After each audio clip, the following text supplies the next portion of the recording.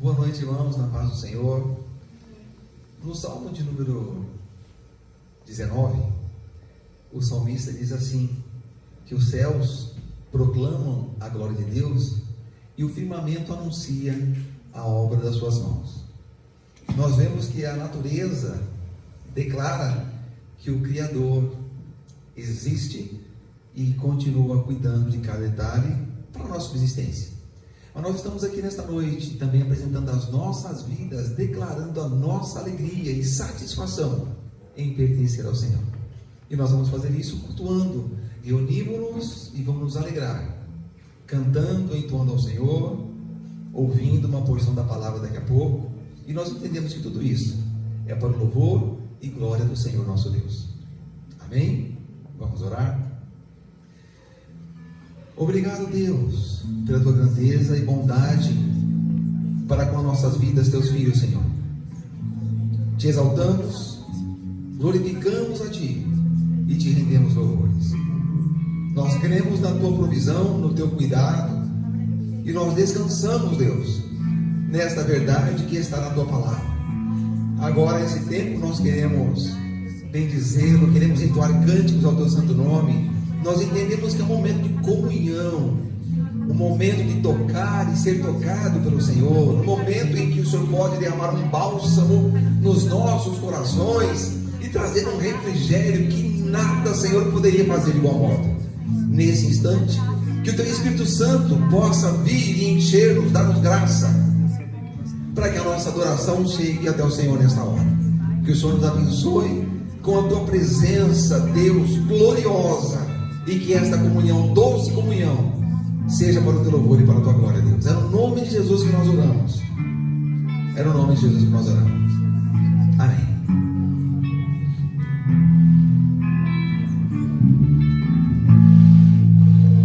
E do meu coração seja o monte que percorro, a fonte que eu bebo és minha canção. E do meu coração seja o meu esconderijo,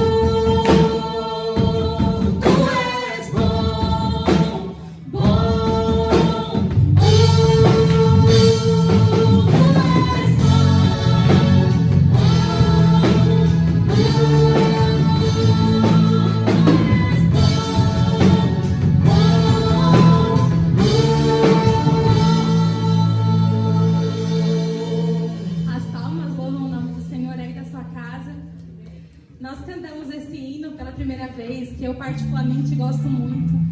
E nesse momento nós sabemos que muitas pessoas têm se queixado de se sentir sozinhas, mas nós acabamos de cantar aqui que o Senhor, Ele não nos deixará jamais. E eu amo que Emanuel significa Deus conosco. E eu amo me lembrar que Jesus, Ele prometeu que Ele estaria conosco todos os dias, até a consumação dos séculos. E que nesse momento, aí na sua casa, você se lembre que o Senhor está aí cuidando de você. Talvez você tenha se sentido sozinho, mas que o abraço do Senhor, que a presença do Senhor envolva. E que você possa se lembrar que Ele é bom, que Ele é o seu refúgio. Sabe que o Senhor tem estado com você. Que nesse momento o Senhor esteja envolvendo cada coração. Amém?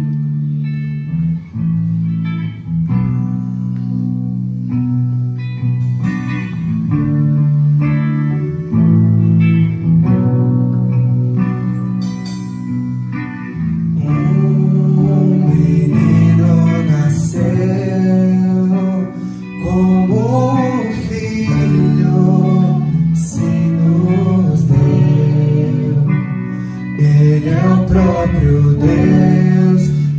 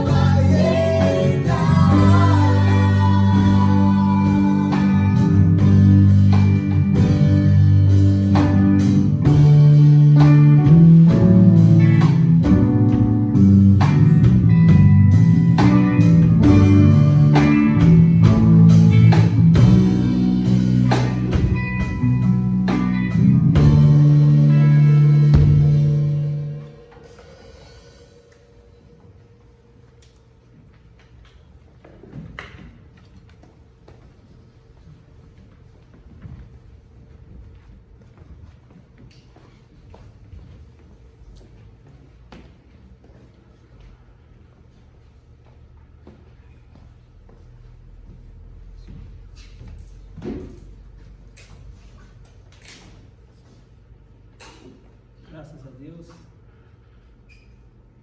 Graças a Deus, amados, por podermos estarmos na presença do Senhor. Podemos não estar juntos fisicamente, mas estamos juntos por estarmos na presença do Senhor. Eu agradeço a Deus pela graça que nos é oferecida em Cristo Jesus. Amém? Queridos, eu quero compartilhar com os queridos neste momento uma palavra que entendo que, antes de falar com qualquer um de nós que estamos aqui, ou alguém que está assistindo esse vídeo, ela tem ministrado no meu coração. E que o Senhor alcance os nossos corações por meio da sua palavra. Amém? Nós vamos ler inicialmente o texto que está no Evangelho de Jesus, segundo escreveu Mateus, no capítulo de número 7, verso de número 24 ao 27. Esse texto diz o seguinte: portanto, quem ouve estas minhas palavras e as pratica, é como um homem prudente que construiu a sua casa sobre a rocha. Caiu a chuva, transbordaram os rios, sopraram os ventos e deram contra aquela casa, e ela não caiu, porque tinha seus alicerces na rocha. Mas quem ouve estas minhas palavras e não as pratica, é como um homem insensato que construiu a sua casa sobre a areia. Caiu a chuva, transbordaram os rios, sopraram os ventos e deram contra aquela casa, e ela caiu, e foi grande a sua queda. Eu dei um tema para nossa consideração aqui neste momento, que é o seguinte: a casa caiu, mas em Deus é possível reconstruir. Tem alguns queridos aqui comigo nesta noite, eu vou pedir para eles repetirem. Se você estiver na sua casa vendo esse vídeo, com mais alguém, repita também. Diz assim, ó: a casa caiu. A casa caiu. Mas em Deus, é possível reconstruir. Glória a Deus. Queridos, o texto que nós lemos aqui no Evangelho de Mateus, ele é uma passagem aonde Jesus, após o famoso Sermão da Montanha, aonde ele explica e aonde ele ensina os princípios do reino de Deus, ele expõe a sua palavra e fala sobre conduta, sobre valores, sobre princípios. Ele está formando ali os seus discípulos. E aí ele faz até muitas comparações. Olha, antigamente se dizia tal coisa, mas agora eu digo isso. Bem-aventurados são pessoas com essas e essas características. Então ele está expondo, por meio do seu falar, quais os princípios que devem nortear a vida do cristão. E no final da sua fala ele vai e conclui dizendo o seguinte: olha, todos os que ouvem a minha palavra e praticam, eu vou fazer uma comparação com quem que ele se assemelha. E também vou fazer uma comparação com aqueles que ouvem a minha palavra e não praticam. Então o contexto do texto que nós lemos é esse. Mas o que eu queria pegar daqui é a situação da casa cair. O termo a casa caiu é um termo muito utilizado quando alguma coisa que estava oculta veio à tona. Às vezes uma pessoa tem algo que ela sabe, mas ela quer esconder. Ela quer passar uma imagem diferente daquilo que é na real. E aí aquilo vem à tona, é descoberto, e aí se fala: a casa caiu. Mas às vezes a casa caiu também quando nós pensamos e achamos que nós temos essa ou aquela qualidade. Exemplo: eu imagino que eu sou uma pessoa tranquila, calma, com temperamento controlado. E aí, numa situação, num trânsito, ou numa situação onde eu fui contrariado, eu acabei me excedendo, fui violento, atentei contra a vida de alguém, e aí eu falo: puxa, a casa caiu. Eu imaginei que eu fosse uma pessoa controlada e não sou. A casa caiu quando você cria algumas expectativas, ou você começa a ver que aquilo que você falou, aquilo que você ensinou, aquilo que você afirmou, com tanta convicção, às vezes não é verdade para você mesmo. E aí você acaba ficando decepcionado. Agora, quando é que a casa cai? E aqui eu achei interessante usar esse texto de início, porque tanto numa exposição que Jesus faz, comparando a pessoa que edificou a sua casa sobre a rocha, quanto aquele que edificou a casa sobre a areia, em ambos os cenários veio a chuva, sopraram os ventos, os rios transbordaram, as circunstâncias aconteceram. E aí o que nós concluímos com isso? Nós concluímos, queridos, que as circunstâncias em si não são um problema. As circunstâncias só vêm revelar a nossa real condição. Uma certa ocasião, Jesus falando também da parábola, uma parábola conhecida, a parábola do semeador, ele diz que uma das sementes, ela caiu numa terra pedregosa, cheia de pedras, e ela não criou raiz. Ela começou a nascer, a florescer, mas quando veio o sol e a chuva, ela não teve resistência, ela se secou, ela murchou, ela morreu. Mas ela não morreu porque veio o sol e a chuva, ela morreu porque ela não tinha raiz. Então, o sol e a chuva não é um problema, a tempestade não é um problema, as circunstâncias não é um problema. O problema às vezes é a falta de raiz e a falta de alicerce. E aí Jesus está dizendo o seguinte, que há uma grande diferença entre sermos ouvintes da palavra e sermos praticantes. Irmãos, e o que são as tempestades? O que são as chuvas? O que são as adversidades? São situações que vão colocar em xeque muitas coisas. E aí eu estou falando aqui para pessoas que creem em Deus e pessoas que professam, que confiam no Senhor. Eu posso falar, eu posso dizer que eu confio em Deus, que eu temo a Deus, que eu vou esperar em Deus, eu posso fazer muitas declarações sobre Deus, sobre as pessoas, porém, irmãos, as circunstâncias vão ser uma prova se aquilo que eu falei para mim é uma verdade, que eu consigo aplicar, ou as circunstâncias simplesmente vão mostrar que aquilo que eu entendia que era uma verdade para mim, ainda não é. E aí, muitas vezes, nós somos expostos, nós ficamos meio que decepcionados conosco mesmo. E eu comentei no início aqui da minha fala, que essa palavra, talvez antes de falar com alguém aí que está me ouvindo, seja aqui ou seja aí no vídeo, ela falou ao meu coração, porque em meio a algumas circunstâncias eu me senti decepcionado comigo mesmo. E a questão da decepção, ela também nos leva a algumas considerações, porque parece que quando você fala assim, a casa caiu, é o fim. Quando você fala a casa caiu, é que parece que acabou, você desmoronou tudo. E por isso do tema, a casa caiu, mas em Deus é possível reconstruir. Irmãos, da mesma forma que eu fui talvez impactado e decepcionado comigo mesmo em uma e outra circunstância, estou sendo animado a em Deus buscar uma restauração, porque o Senhor é aquele que tem um bálsamo de Gileade. Ele mesmo aponta uma ferida, mas Ele traz a cura, Ele traz o remédio. Deus não expõe as nossas imperfeições para colocar de forma a nos subjugar, mas Ele expõe as nossas imperfeições para nos curar, para nos restaurar. Posso ouvir um amém aí, quem está aqui dentro? Amém. Amém, glória a Deus.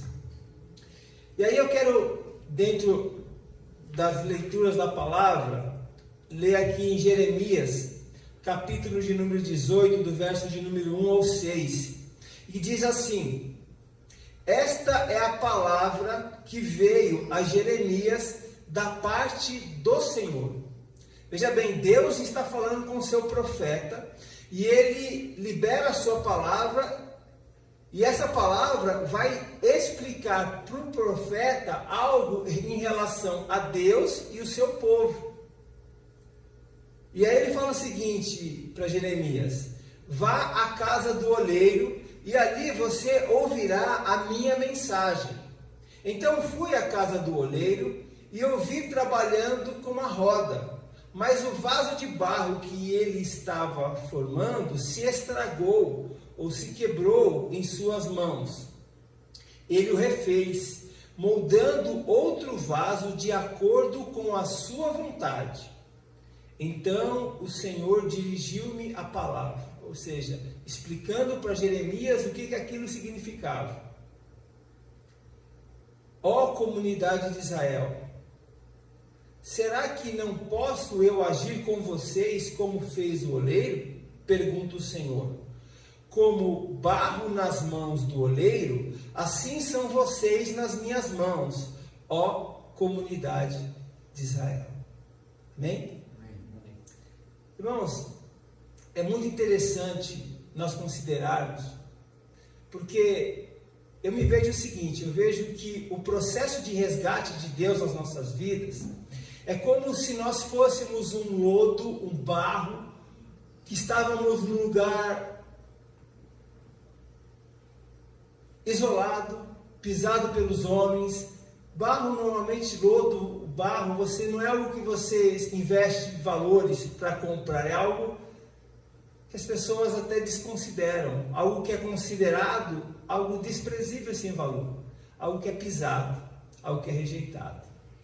Mas enquanto muitos veem barro, Deus ele olha, e do meio do barro ele olha e fala assim, olha, eu estou vendo um vaso ali.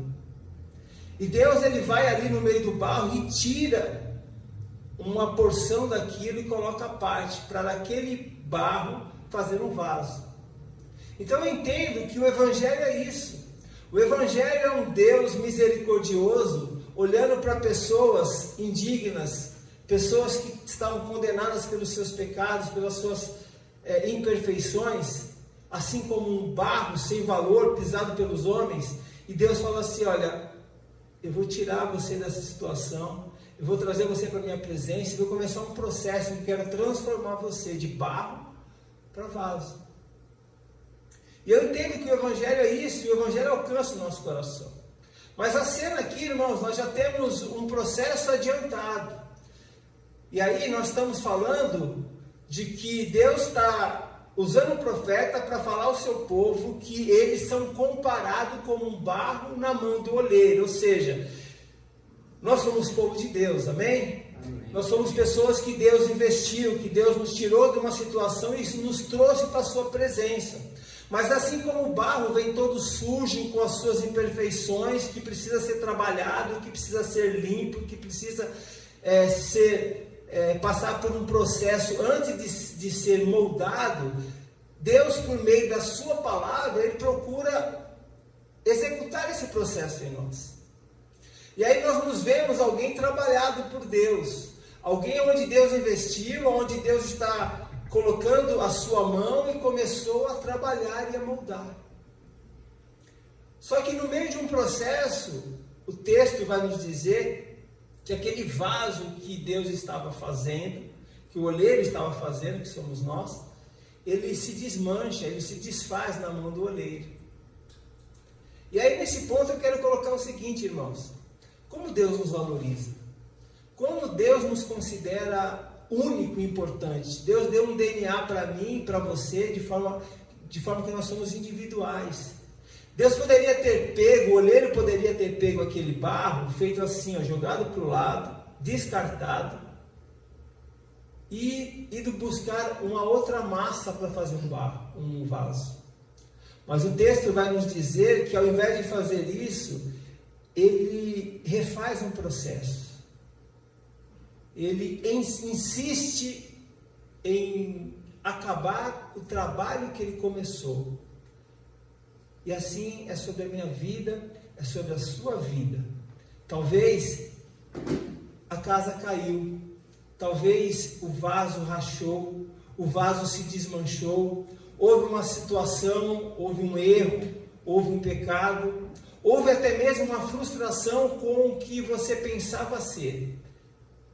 Talvez, em meio a uma situação como essa, nós nos enxergamos, assim como numa outra passagem, Deus fala com o profeta, onde o povo de Deus se enxergava como um vale de ossos secos.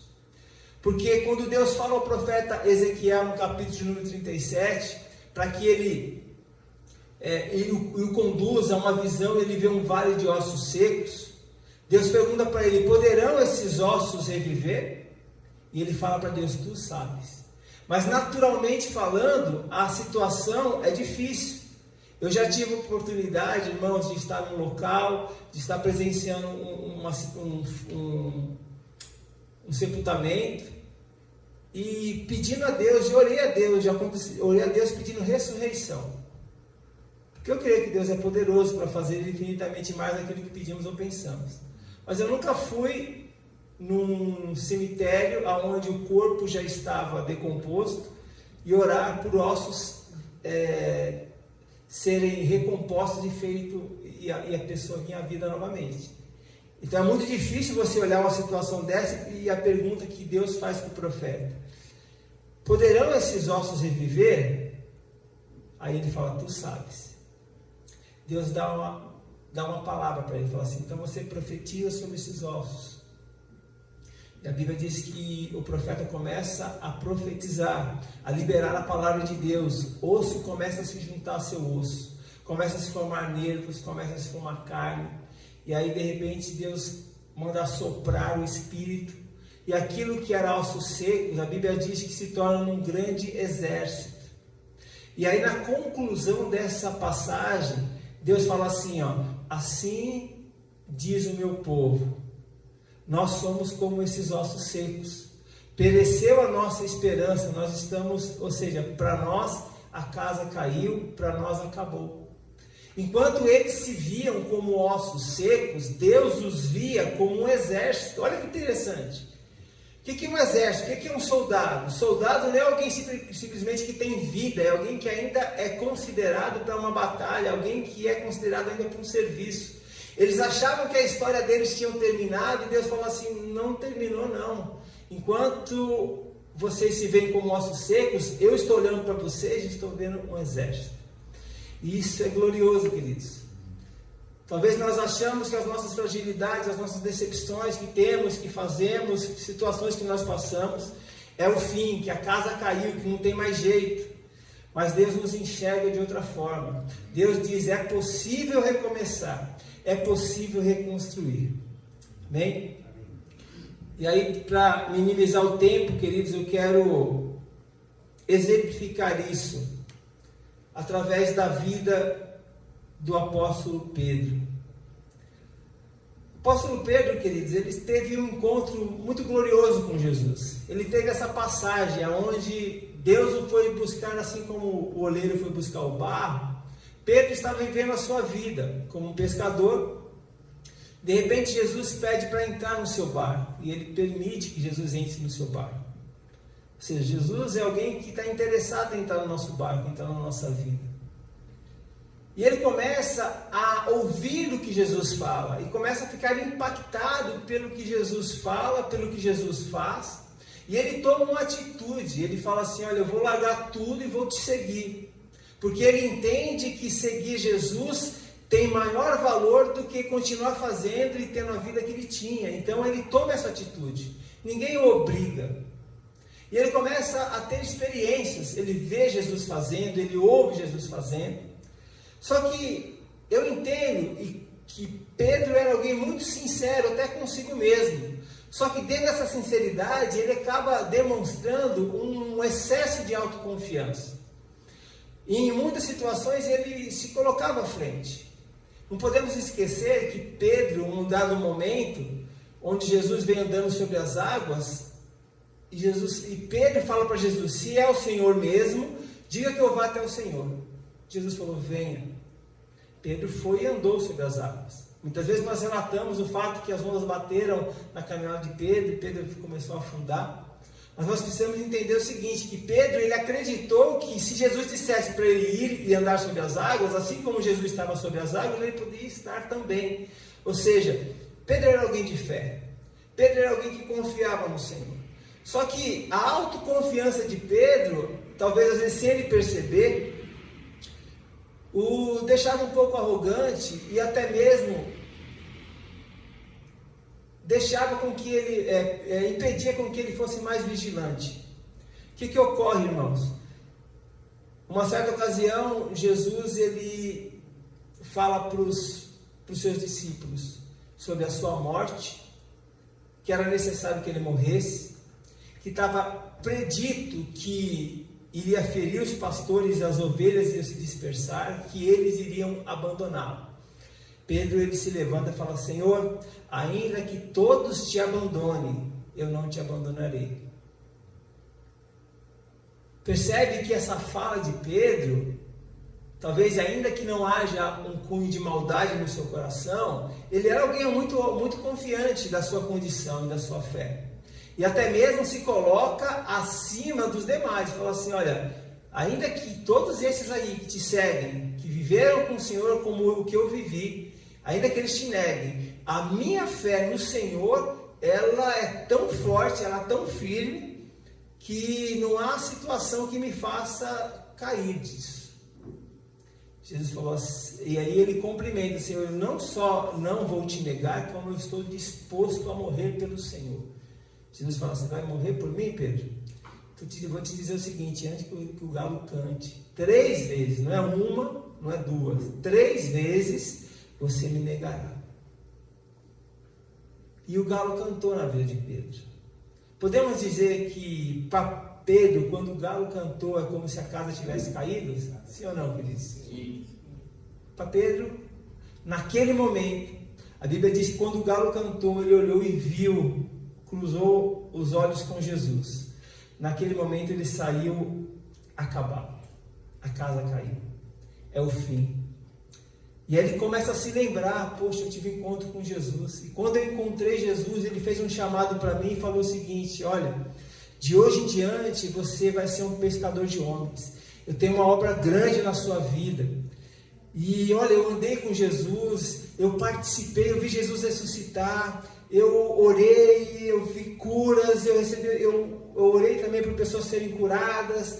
Olha, eu recebi um chamado, mas agora pus tudo a perder, a casa caiu, acabou. E Jesus nos impressiona como o oleiro não larga o barro, mas pega aquele barro que faz um vaso. Jesus, ele chega, ele ressuscita, e aí ele dá uma ordem aos anjos que estavam ali junto com as mulheres que aguardavam em volta do sepulcro. Fala assim, ó: dizei aos meus discípulos e a Pedro. E por que disso?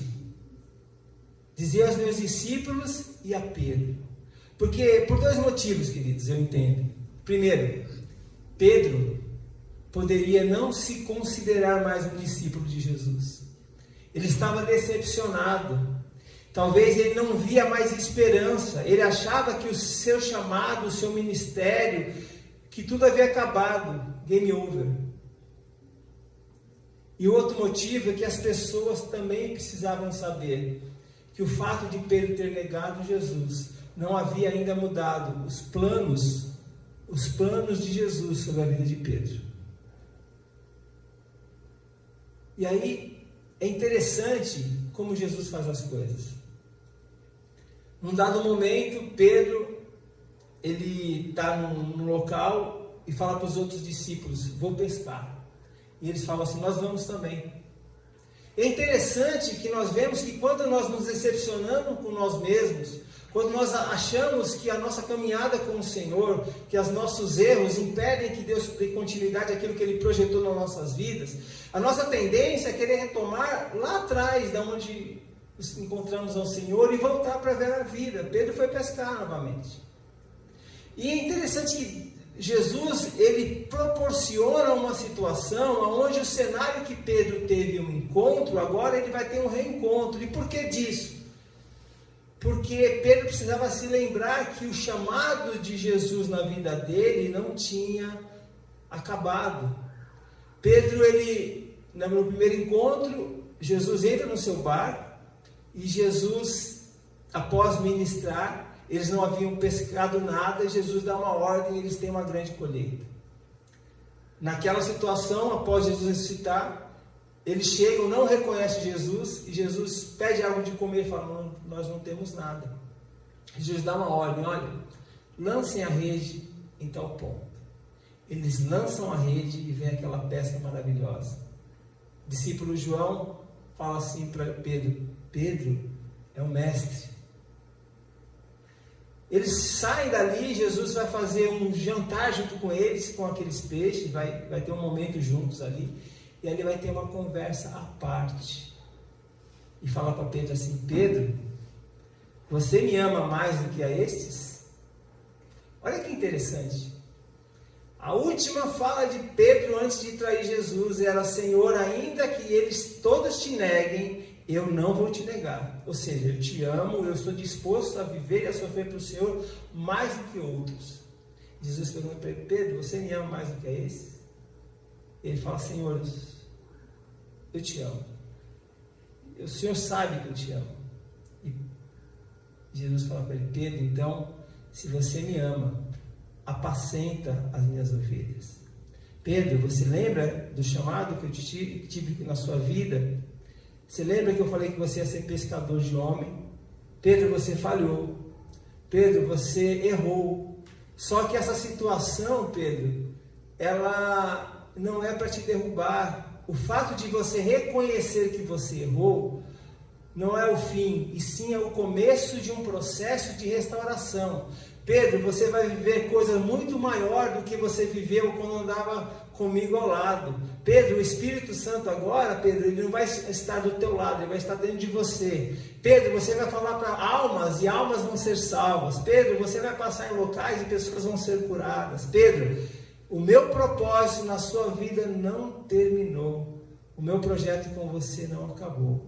Então, Pedro, assim como um vaso na mão do oleiro, você pode ter se desmanchado, mas eu quero continuar uma obra, quero concluir essa obra na sua vida. Pedro, talvez você se considera como os ossos secos daquele vale, mas eu estou vendo em você, Pedro, um soldado. Estou vendo em você, Pedro, alguém que ainda pode produzir para o meu reino, porque eu sou o Senhor dos Exércitos. Então, queridos, eu quero concluir a minha fala dizendo o seguinte: talvez no momento que nós estamos passando, situações que vêm à tona, a nossa fé tem sido provada. A nossa confiança, o nosso caráter, a nossa conduta tem sido provada. Talvez em alguma área nós nos decepcionamos com nós mesmos. Talvez a casa caiu e mostrou que nós não somos como pensávamos ser, mas não é o fim. O oleiro continua trabalhando no barro e ele quer concluir a obra transformando esse barro em vaso. Deus é poderoso para fazer infinitamente mais daquilo que pedimos ou pensamos. Eu quero orar com você. Espero que essa palavra tenha falado ao seu coração. Que Deus fortaleça a sua vida. Que Deus use essa situação, assim como usou na situação na vida de um salmista. E esse salmista, ele diz no Salmo 119, que antes de ser afligido, ele andava errado. Mas agora ele guardava a palavra do Senhor. E depois ele conclui dizendo: foi-me bom ter sido afligido. Por que ele fala isso? Porque a aflição fez ele enxergar imperfeições na vida dele. A aflição fez ele reconsiderar, fez ele recomeçar. Em Deus nós podemos confiar. Senhor, nosso Deus e Pai, nós te glorificamos e te agradecemos. Porque nós sabemos, ó Deus, que o Senhor é aquele que em nós começou uma boa obra e é poderoso para concluir. Nós sabemos que as nossas imperfeições não afastam o teu amor de nós. Ajuda-nos, Senhor, a vencer e dar-nos um coração sincero, para que, ao invés de encobrir as nossas imperfeições, que nós possamos buscar em Ti reconstrução e restauração. A Tua palavra diz, ó Deus, que aquele que encobre as suas transgressões, os seus pecados, as suas falhas, ele nunca vai prosperar. Mas aquele que reconhece, aquele que confessa, que deixa, que busca a graça no Senhor, esse vai alcançar misericórdia. Que cada pessoa que me ouve, Senhor, através desse vídeo, possa ser alcançado por essa palavra, pelo poder e pela ação do Teu Espírito Santo. Se nós cairmos, Senhor, a Sua mão é poderosa para nos levantar. É no nome de Jesus, Senhor, que eu oro, que eu te agradeço e que eu te louvo. Glória a Deus.